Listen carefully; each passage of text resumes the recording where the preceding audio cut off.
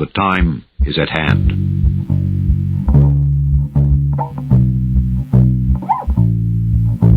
The Army Air Forces has announced that a flying disc has been found and is now in the possession of the Army. When we are successful, and we will be, we have a real chance at this new world order. But I am telling you right now, we need a great reset. And this is extremely dangerous to our democracy. Babylon the Great is fallen, is fallen.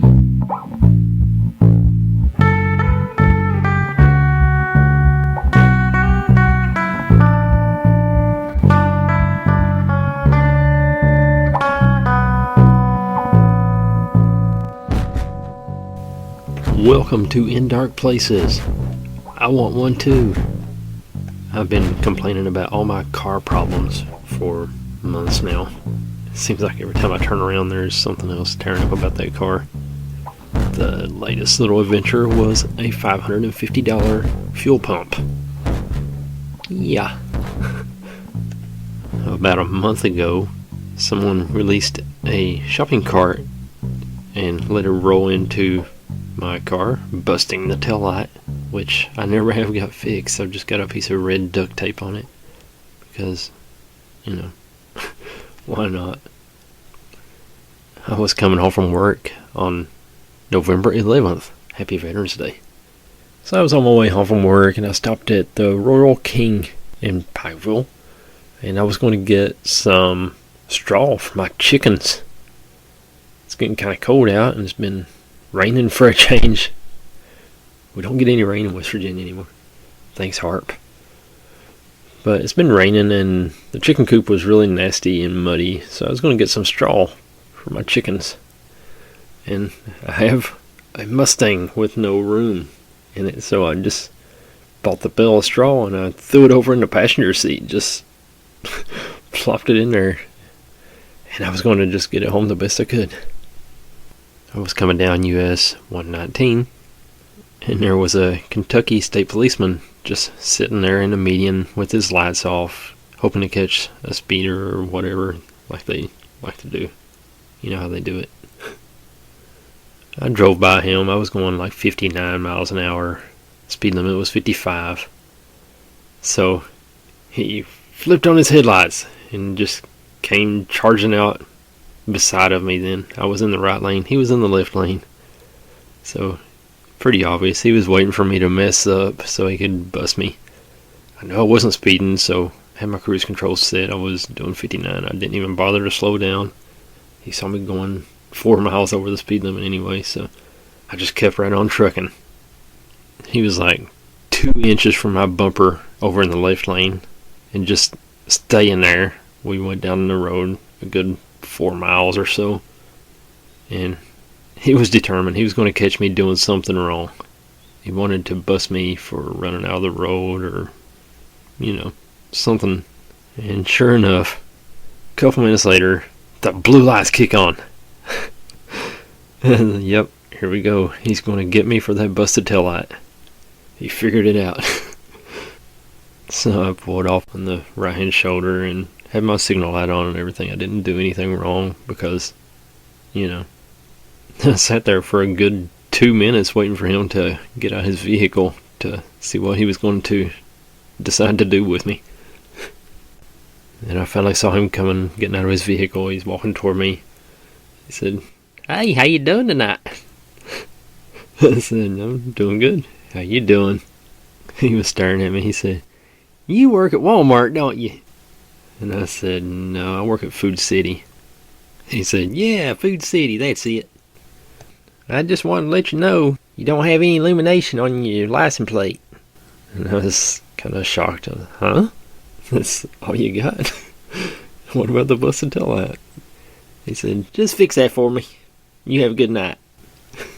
And then he looked over and he saw that big bale of straw sitting over in the passenger seat of my Mustang. And he kind of stared at it like a dog with his head cocked. And he didn't say a word about it and just walked away. Like he was thinking, I don't know, I'm not even going to ask. But it was a happy ending. He didn't give me a ticket or anything, and I laughed all the way home about the bale of straw.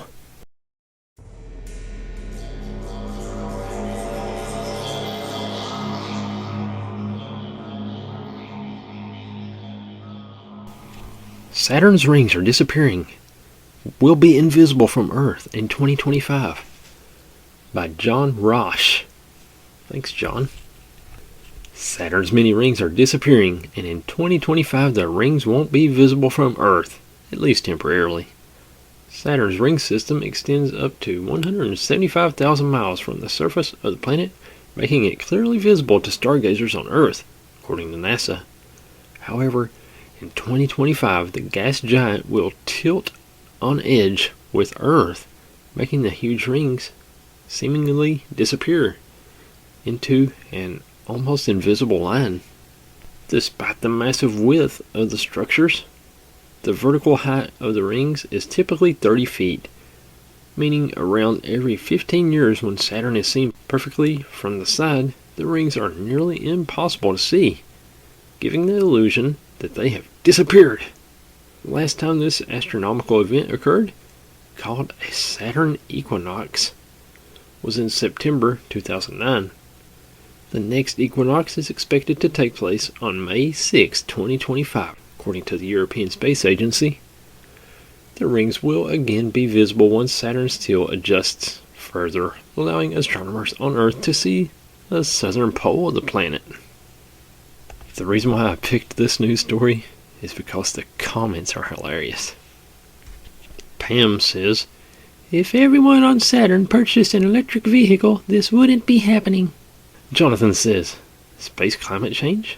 Besides, I have never seen the rings of Saturn. I don't expect many people have seen them without a telescope anyway. If they are not there, no one would notice anyway." Bill says, "How much will this cost the American taxpayer?" Abby says, "Global warming." David says, "Oh no, climate change has spread to Saturn." John says, "Let me guess, it's climate change, and in order to save it we must be net zero carbon by 2030. Darwin says, "Well, from what I understand, this has been happening for millions of years and will not affect student loan repayment, monkeypox outbreaks, or the new COVID strain. However, it could affect the outcome of a traffic stop if your license and registration is not up to date. The closing of some chain stores due to mob shoplifting and a quantity of absentee ballots printed and counted 36 hours after the close of polls in the U.S. 2024 election." Rock and Roll says, "Climate change or systemic racism. Gotta be one of the two." Mark says, "I wonder if the Earth's climate change is now affecting Saturn's rings. We need more government taxation and regulation to resolve this problem too." So yeah, there's a lot of cool people in the comments. They're about as fed up as this woke junk as I am.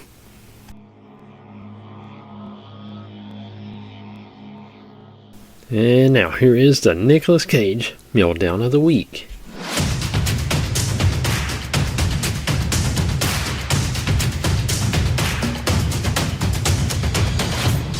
Mariam. Sister? Your sister? Sister sick? I don't know. Yes, you do! Why does she wear a white turban? You know, all right. Mariam does not live in village anymore. Because she's sick! She's sick! Isn't that it? That tall, bald man is your father, isn't he?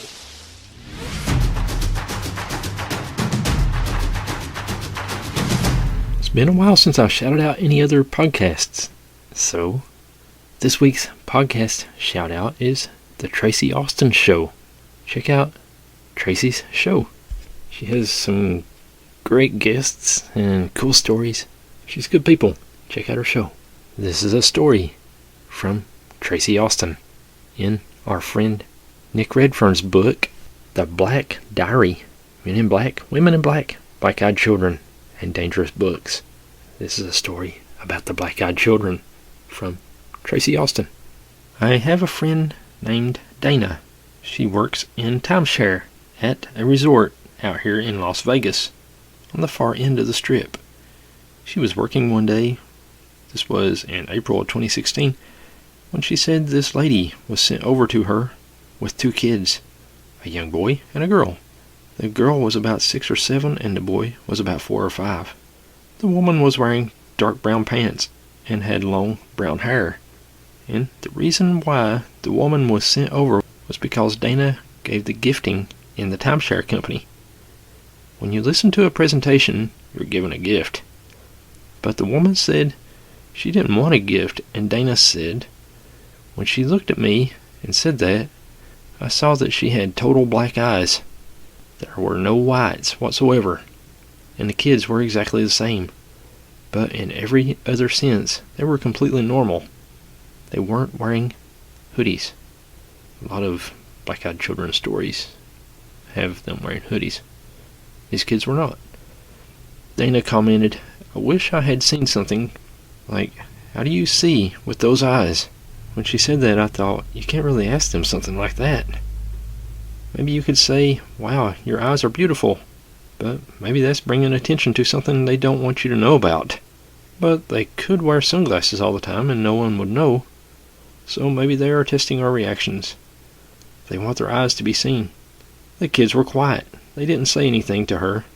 Dana asked the woman how long she was going to be staying at the resort, and she said just one night and then they left.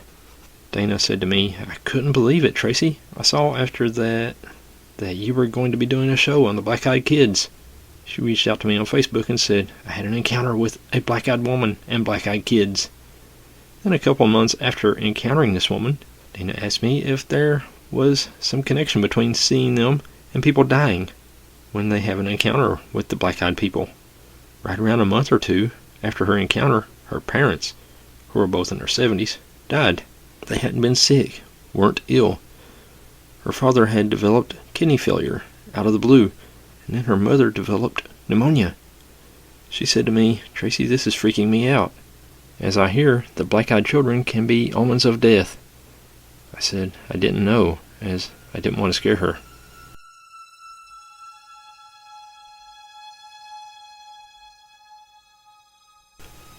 The Riddle of the Green Children.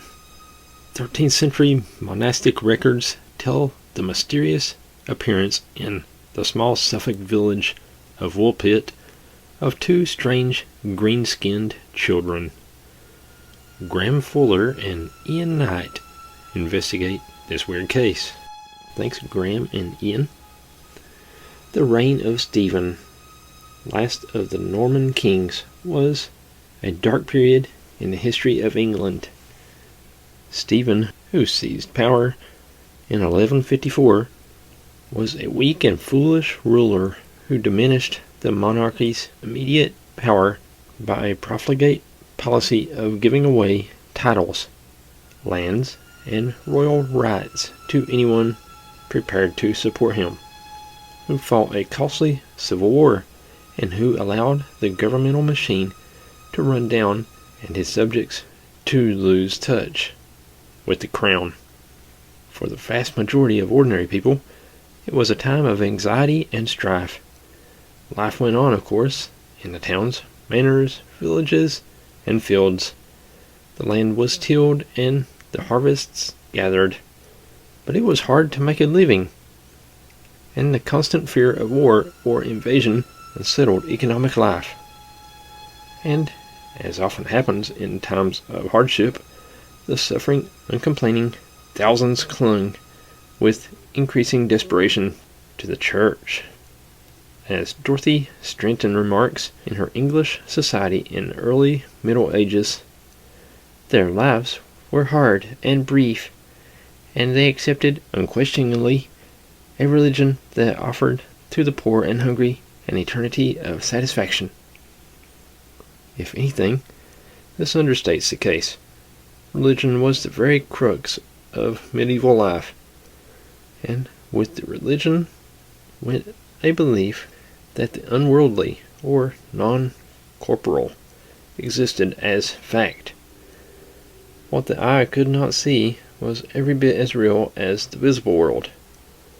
That spirits were invisible to human eyes was only an indication of man's distance through sin from God. To some people was given the gift of seeing spirits, and at certain times these incorporeal beings were apt to appear either spontaneously or through invocation. For Saint Isidore of Seville, demons, for instance, were quite real. In his Etymologia, a work that is still widely known in the 12th century, he described them as creatures that unsettle the senses, stir low passions, disorder life, cause alarms in sleep, bring diseases, control the way lots are cast, make a pretense at oracles by their tricks, arouse the passion of love. When evoked, they appear, and they take on different forms, and sometimes they appear in the likeness of angels. A paranormal event would have been greeted quite differently in medieval times from today. It would have excited fear, awe, and interest, but not surprise. And with this attitude went unavoidably what we would now regard as credulousness. Clearly, the veracity of any inexplicable occurrence of the medieval period must be considered in the light of such a mentality, and with extreme caution. The monastic chroniclers of the time understood this. Among them was William of Newburgh, a monastery in Yorkshire, who, looking back to Stephen's reign in 1200, began his account of the strange green children who materialized at Woolpit, near Bury St. Edmunds in Suffolk, with the following words: "I must not there omit a marvel, a prodigy unheard of since the beginning of time, which is known to have come to pass under King Stephen. I myself long hesitated to credit it, although it was noised abroad by many folk, and I thought it ridiculous to accept a thing which had no reason to commend it, or at most some reason of great obscurity, until I was so overwhelmed with the weight of so many and such credible witnesses that I was compelled to believe and admire that which my wit striveth vainly to reach or follow." After this diffident preamble, the chronicler continued more confidently. "There is a village in England some 4 or 5 miles from the noble monastery of the blessed King of Martyr Edmund, near which may be seen certain trenches of immemorial antiquity, which are named in the English tongue wolf-bites, and which give their name to the adjacent village. One harvest tide, when the harvesters were gathering in the corn, there crept out of these 2 pits a boy and a girl, green at every point of their body, and clad in garments of strange hue and unknown texture. These wandered distraught about the field until the harvesters took them and brought them to the village, where many flocked together to see this marvel." Abbot Ralph of Cogshell, a monastic scribe working in Essex for some 30 miles south of Woolpit, was less skeptical about the green children, but also less definite about the color of their skin, claiming only that they were tinged of a green color. He continued, "No one could understand their speech. When they were brought as curiosities to the house of a certain knight, Sir Richard de Calne, at Wykes, they wept bitterly. Bread and other victuals were set before them, but they would touch none of them, though they were tormented by great hunger, as the girl afterward acknowledged. At length, when some beans just cut, with their stalks, were brought into the house, they made signs, with great avidity, that they should be given to them. When they were brought, they opened the stalks instead of the pods, thinking the beans were in the hollow of them, but not finding them there, they began to weep anew. When those who were present saw this, they opened the pods and showed them the naked beans. They fed on these with great delight, and for a long time tasted no other food. The boy, however, was also languid and depressed, and he died within a short time. The girl enjoyed continually good health, and becoming accustomed to various kinds of food, lost completely the green color and gradually recovered the sanguine habit of her entire body. She was afterward regenerated by the laver of holy baptism and lived for many years in the service of that night, and was rather loose and wanton in her conduct. Loose and wanton or not, the girl apparently married and settled down with a man from King's Lynn, where, according to William Newburgh, she was said to be still living a few years since. She was often asked about the origins of herself and her companion, and how they arrived at Woolpit. The two monastic accounts differ at this point, though not substantially. Abbot Ralph records that they came from a country that was entirely green, inhabited by green people, and sunless but twilight. They had been tending their flocks one day when they came to a cave, on entering which they heard a delightful sound of bells, ravished by whose sweetness they went for a long time, wandering on through the cavern until they came to its mouth. When they came out, they were struck senseless by the excessive light of the sun and the unusual temperature of the air, and they thus lay for a long time, being terrified by the noise of those who came on them.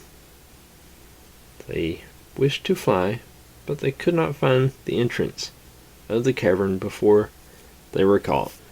In William Newburgh's account, on the other hand, the children are found in a cornfield, not a cave. The girl says, "We are the folk of St. Martin's Land, for that is the chief saint among us. One day we were feeding our father's flock in the field, when we heard a great noise, such as we hear now when all the bells of St. Edmund's peal together. When therefore we were listening with our ears to this marvelous sound, suddenly we were wrapped in the spirit and found ourselves in your harvest field." She adds that theirs was a Christian land with churches of its own, a land separated from the land of light by what she called a wide stream, presumably a sea. That two alien, mysterious children turned up somewhere near Woolpit and were discovered there by the local villagers seems fairly credible. Times were hard, and it is not difficult to imagine that a family too large and unable to provide for them might choose to offload two of its younger members. In those impoverished times, it happened frequently. It happens today. But it is the children's greenness and the other facts of the case that make this such an extraordinary incident, and at the same time call upon a number of medieval superstitions and beliefs that cast considerable doubt upon the entire story. The reports claim that the children were green, or green-tinged. No other color has such supernatural significance. In folklore, it has a curious dual significance.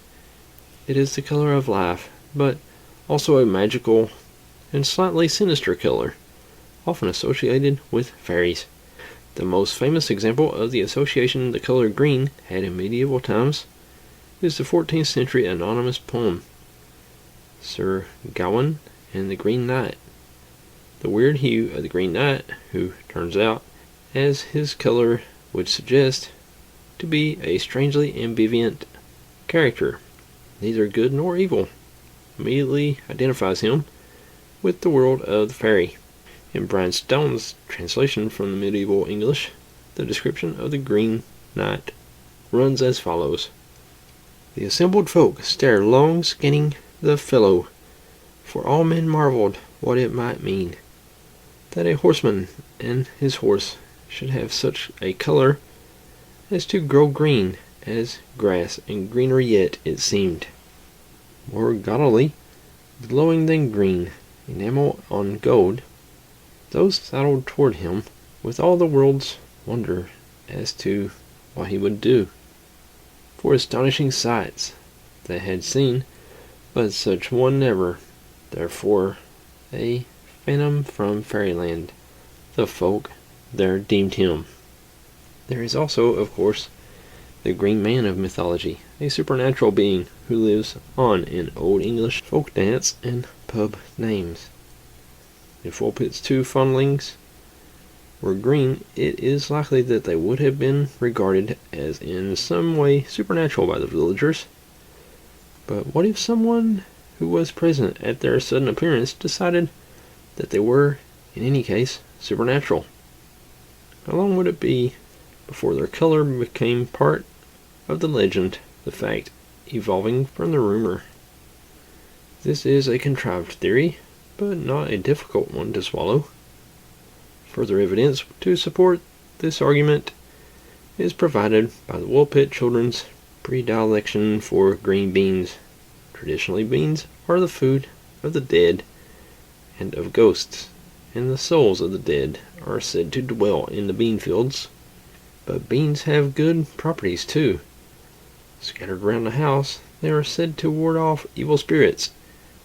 And in which country a bean is to be kept in the mouth, to be spat at the first witch one encountered.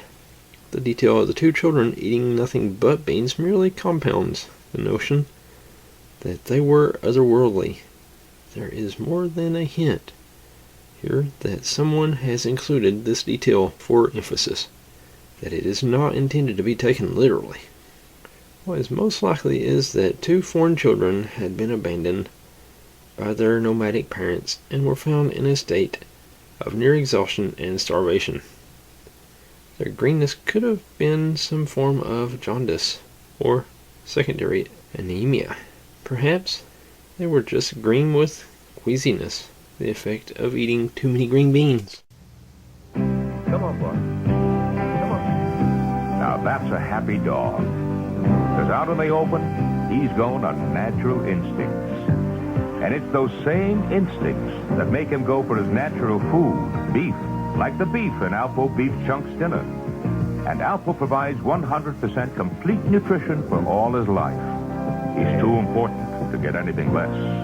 Alpo, it's got the beef dogs love to eat.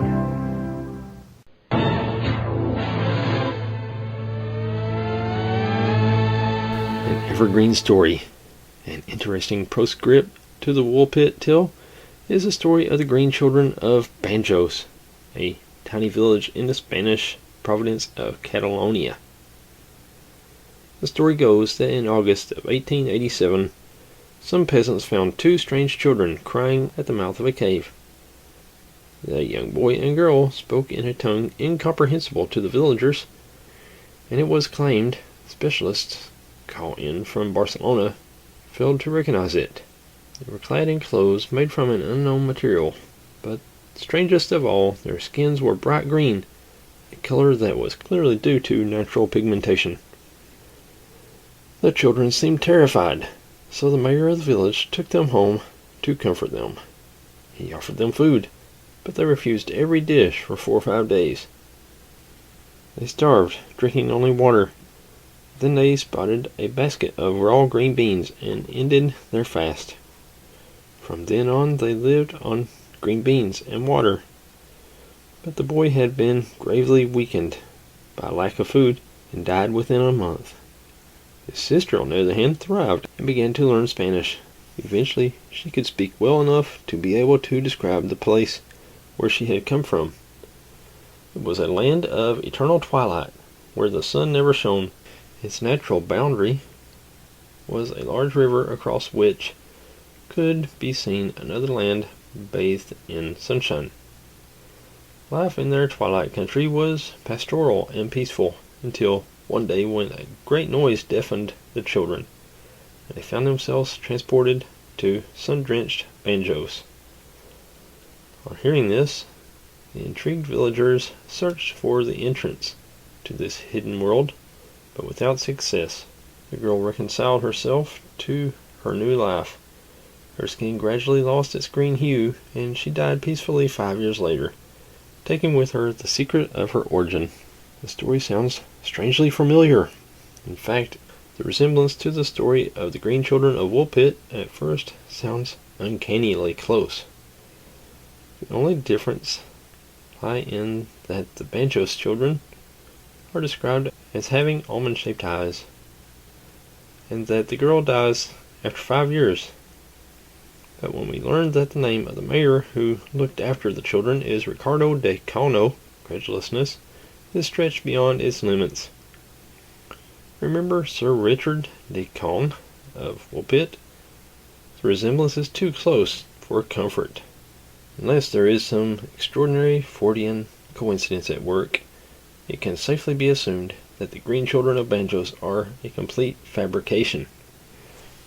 But how did the Banjo story come to be accepted as true? Until the 1950s, the Woolpit tale was little known. But in 1959, Harold T. Wilkins, who was responsible for the publication of the alleged Kidd Palmer map showing buried treasure on Oak Island, Canada, included the story in his popular book Mysteries Solved and Unsolved.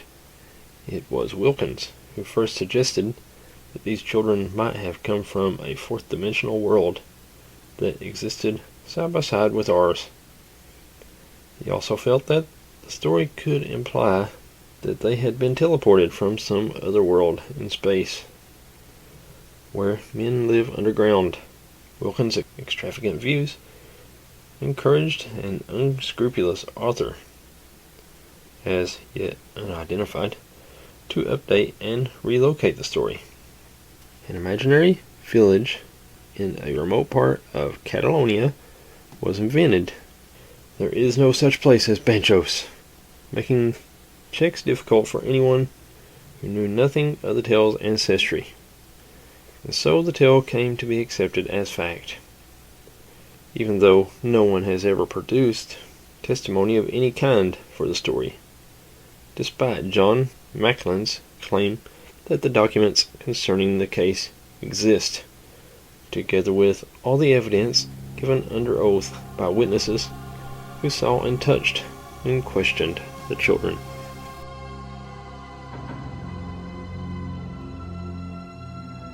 The Horror of Glamis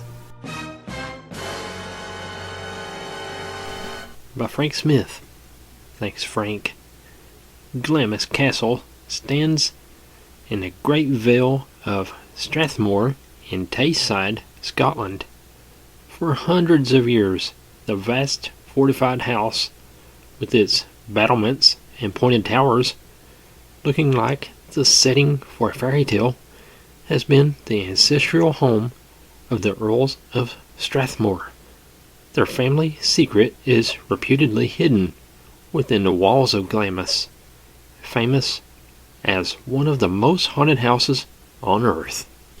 That there was unpleasantness within the castle's walls is an undoubted historical fact, and that the castle is today the center of a triangle formed by three biblically named villages, Jericho, Zor, and Pandamaram, may indicate the terror felt by its minions.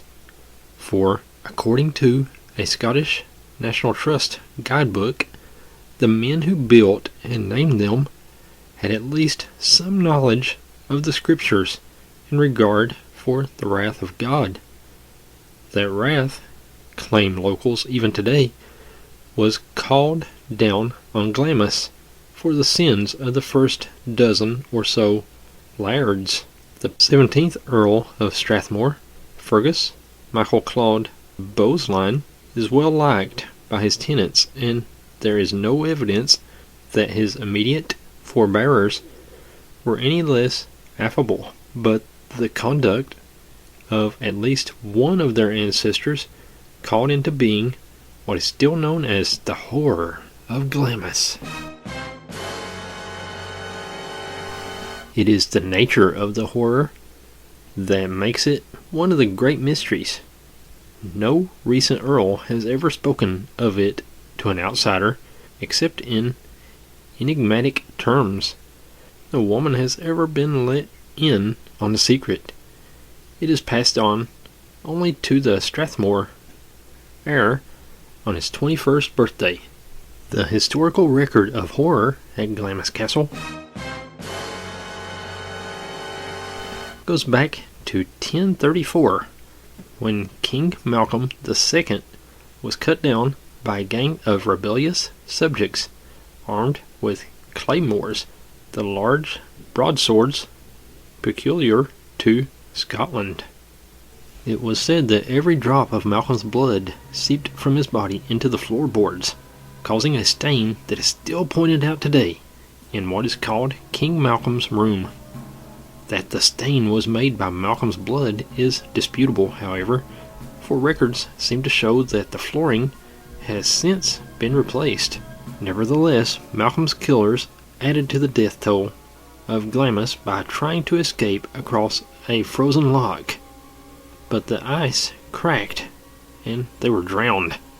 The Lyon family inherited Glamis from King Robert II, who gave it to his son-in-law, Sir John Lyon, in 1372. Until then, the Lyon family home had been at Fort Wyatt, where a great chalice, the family luck, was kept. Tradition held that if the chalice were removed from Fort Wyatt house, a curse would fall upon the family. Despite this, Sir John took the cup with him to Glamis. The curse seemed to have a time lapse, for though Sir John was killed in a duel, this did not occur until 1383. Nevertheless, the family misfortunes are usually dated from this time.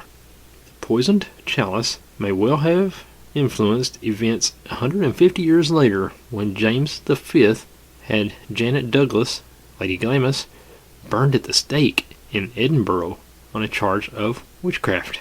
The castle reverted to the crown, but after the falsity of the charge was proved, it was restored to her son. The spectre. It's been a while since we've had any specters. The spectre of Lady Glamis, the Grey Lady, as she is known, is said to walk along the quarters even today. It was Patrick, the 3rd Earl of Strathmore, who made the idea of a Glamis curse widespread in the late 17th century. Indeed, to many people he seemed the very embodiment of it. A notorious rake and gambler, his drunken debaucheries were well known in London and Edinburgh, as well as throughout his home territory. The facts of his career and his character are festooned with folklore, but he must have been something of an enigma, for despite his wild ways, he was philanthropic toward his tenants, at least. The Glamis Book of Record, for instance, details his plans for building a group of lodges on the estate for the use of retired workers, now known as Kirkwyn cottages, that were given to the Scottish National Trust by the 16th Earl of Strathmore in 1957 to house the Angus Folk Collection. Two principal stories endure about Patrick. The first is that he was the father of a deformed child who was kept hidden somewhere in the castle, out of sight of prying eyes. The second is that he played cards with the devil for his soul and lost. The first is fed by a picture of the 3rd Earl that now hangs in the drawing room. It shows Patrick seated, wearing a classical bronze breastplate, and pointing with his left hand toward a distant, romanticized vista of Glamis. Standing at his left knee is a small, strange-looking, green-clad child. To the child's left is an upright young man in scarlet doublet and hose. The three main figures are placed centrally, but 2 greyhounds in the picture are shown staring steadfastly at a figure positioned at the Earl's right elbow. Like the Earl, this figure wears a classical breastplate, apparently shaped to the muscles of the torso. But if it is a human torso, it is definitely deformed. The left arm is strangely foreshortened. Did the artist paint from life? And if so, does the picture show the real horror of Glamis? The second story goes like this. Patrick and his friend, the Earl of Crawford, were playing cards together one Saturday night. One servant reminded them that the Sabbath was approaching, to which Patrick replied that he would play on, Sabbath or no Sabbath, and that the devil himself might join them for a hand if he so wished. At midnight, accompanied by a roll of thunder, the devil appeared and told the card-playing earls that they had forfeited their souls and were doomed to play cards in that room until Judgment Day. The pact presumably came into operation only after Patrick's death, for there is some evidence that he reveled in the tale. But did he tell it merely as a joke or as some sort of elaborate cover-up to scare intruders forever from the castle? If the latter was his intention, it was strikingly successful. In 1957, a servant at the castle, Florence Foster, complained in a newspaper article that she had heard the earls at their play in the dead of night, rattling dice, stamping and swearing. "Often I laid in bed and shook with fright," she said. She resigned rather than risk hearing the phantom gamblers again. The story persists of a secret room known only to the earls themselves, and it is true that no one knows for certain which of the 100-odd rooms at Glamis was used by Patrick for his diabolical game of cards. The story tells with curious precision of a gray-bearded man shackled and left to starve in 1486. A later one, which probably dates before Patrick's time also, is gruesome in the extreme. A party of Ogilvies from a neighboring district came to Glamis and begged protection from their enemies, the Lindsays, who were pursuing them. The Earl of Strathmore led them into a chamber deep in the castle and left them there to starve. Unlike the unfortunate gray-bearded man, however, they had each other to eat and began to turn cannibal, some, according to legend, even gnawing the flesh from their own arms. One or other of these tales may account for the ghost of a skeletally thin specter known as Jack the Runner, and the ghost of a page boy is also seen in the castle, who would seem to date from the 17th or 18th century, when slaves were imported from the West Indies. A white lady haunts the castle clock tower, while a gray-bearded man of 1486 appeared at least once to 2 guests simultaneously, one of whom was Mrs. McLagan, wife of the Archbishop of York at the turn of the 20th century.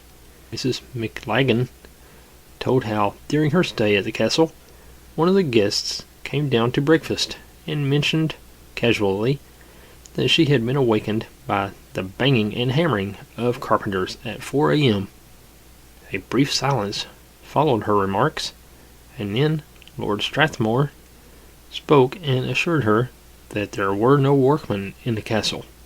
According to another story, as a young girl, Queen Elizabeth, the Queen Mother, once had to move out of the Blue Room because her sleep was being disturbed by rappings, thumps, and footsteps. Fascinating as all these run-of-the-mill ghosts and their distinguished observers are, however, it is the horror that remains the great mystery of Glamis. All the principal rumors, cannibal Ogilvies notwithstanding, invoke a deformed child born to the family and kept in a secret chamber, who lived, according to 19th century versions of the story, to a prematurely old age. In view of the portrait openly displayed in a Glamis drawing room, and always supposing that the mystery child is actually portrayed, the subsequent secrecy seems rather pointless. If Patrick himself was prepared to have his secret portrayed in oils, why should his successors have discouraged open discussion of the matter? Despite the secrecy, at the turn of the 19th century, the stories were still flying thick and fast. Claude Bowes Lyon, the 13th Earl, who died in 1904, in his 80th year, seems to have been positively obsessed by the horror, and it is around him that most of the 19th century stories revolved. It was he, for instance, who told an inquisitive friend, "If you could guess the nature of the secret, you would go down on your knees and thank God it were not yours." Claude, too, it was who paid the passage of a workman and his family to Australia, after the workman had inadvertently stumbled upon a secret room at Glamis and had been overcome with horror. Claude questioned him, swore the man to secrecy, and bundled him off to the colonies shortly afterward. To a great extent, the obsession seems to have visited itself upon his son, Claude George, the 14th Earl, who died in 1944. In the 1920s, a party of gay young things staying at Glamis decided to track down the secret chamber by hanging a piece of linen out of every window they could find. When they finished, they saw that there were several windows that they had not been able to locate. When the Earl learned what they had done, he flew into an uncharacteristic fury. Unlike his forebears, however, Claude George broke the embargo on the secret by telling it to his estate factor, Mr. Gavin Ralston, who subsequently refused to stay overnight at the castle again. When the 14th Earl's daughter-in-law, the next Lady Strathmore, asked Ralston the secret, Ralston is said to have replied, "It is lucky that you do not know, and can never know it, for if you did, you would not be a happy woman." That statement surely is a clue to the horror of Glamis. Old Patrick's deformed offspring did not alarm the father because nothing like it had been seen in the family before. Possibly the wicked Earl rather delighted in him. But if the same deformity appeared even once in a later generation, the head of an ancient, noble, and hereditary house would certainly have been reluctant to broadcast the fact. Perhaps Claude, 13th Earl of Strathmore, knew of such a second deformed child in the Bowes Lyon line, and passed the secret and the fear of its recurrence on to his successors. And that's about all of the creepy kid stories I have for you for right now.